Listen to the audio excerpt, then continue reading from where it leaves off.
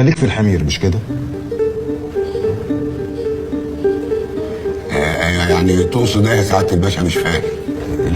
الحمير يا حاج سطوحي، يعني مش برضو تعرف الحمار الكويس من الوحش، المقصل من اللي مش ولا بد. بالمناسبة هي الحمير أنواعها إيه؟ الحصاوي وده احسن نوع، وبعد كده بقى فيه الحمار البلدي، الحمار الزرايبي، حمار الركوبه، والجحش. الجحش يا سعاده اللواء هو اللي عليه الطلب. وبعد كده بقى فيه الحمار القافل هو حضرتك بتسأل عن الحمير ليه؟ حضرتك تسأل عن الخيل، مال حضرتك ومال الحمير؟ وعندك فكرة عن الأسعار ولا أنت بتقصهم بس يا حاج سطوحي؟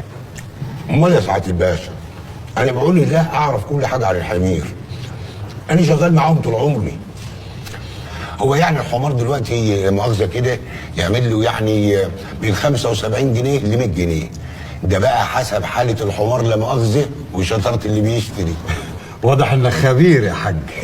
من طول العشره مع الحمير لا مؤاخذه يا سعاده اللواء. يعني تقدر تعرف الحمار السليم من العيان والعجوز من الصغير؟